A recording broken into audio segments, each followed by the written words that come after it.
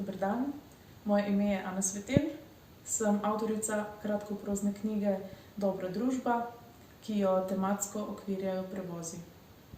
In četudi si v tem času prevoze kar težko predstavljamo in četudi jih nihče več ne uporablja, vas vseeno vabim, da knjigo vzamete v roke in da z branjem in kupovanjem knjig podpirate slovenske ustvarjalke in ustvarjalce. Prebrala pa vam bom odlomek iz zgodbe Moja punca, kjer spoznamo pripovedovalca, nekega mlajšega moškega, njegovo dekle, Evelino, in tega tretjega potnika, ki ga pobereta, ker ponujata prevoz.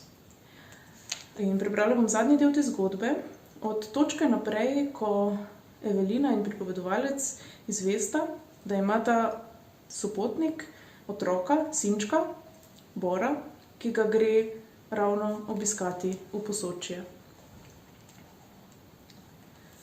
Veš kaj, reče Evelina, peljala te bova čisto do doma, do tvojega Bora. Samo povej nama naslov, da vnesemo navigacijo. Ma sosednja vas je treba dol z glavne ceste.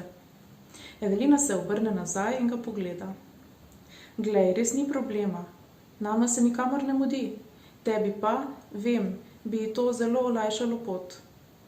Ah, no prav, vama doplačam. Ne maram uslug, če jih ne morem nekako vrniti. Evelina vpiše naslov v svoj iPhone. Vozimo skozi slikovito soško pokrajino. Še 2 kilometra do črpalke. Evelina me pogleda. Pokimam. Tip zamišljeno zre skozi okno. Tako, reče Evelina, ko se ustavimo na parkirišču za pumpo.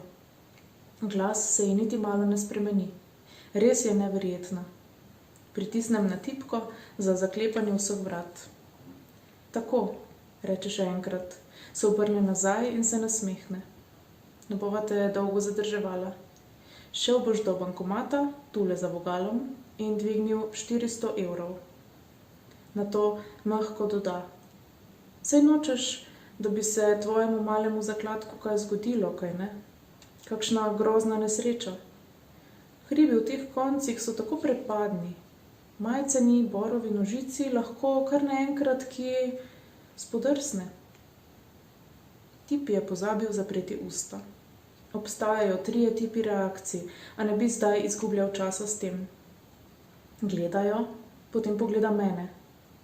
Spizdi že, rečem in odklenem vrata.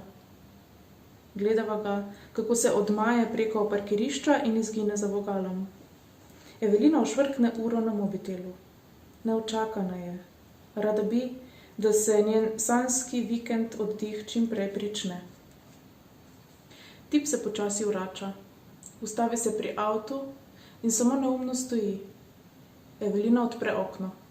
A je kaj narobe? Tu imaš, reče in odpre denarnico. Čakaj no, odvrne skoraj igrivo. Saj te vendar peljeva čisto do tvojega sinka. Tak je dogovor. Tip še nekaj časa stoji. Tako smo se vendar dogovorili, ponovi Evelina. Ko odpre vrata in se ponovno usede, je čisto bled. Zdi se mi, da bo bruhal. Te ne bi slučajno kozlal, rečem, odkima. Zadnji del poti prevozimo v tišini. Ko zapeljemo na izbrano lokacijo, velika, dobro stoječa tolminska kmetija, skozi masivna lesena vrata pogleda majhna kodrasta glava. Tip izvleče 400 take.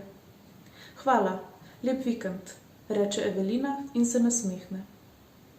Gledava ga, kako se s potovalko na rami oddaljuje od avta. Sin mu steče naproti in se zaleti v njegove noge. Tip počepne in ga objame. Ne vem, kako dolgo starši sicer objemajo svoje otroke, a ta objem se mi zdi dolg. Nato se počasi obrne in naju pogleda. Evelina se nasmeji in mu pomaha. Malemu pihne poljubček. Res je krasna. Vse bi naredil zanjo.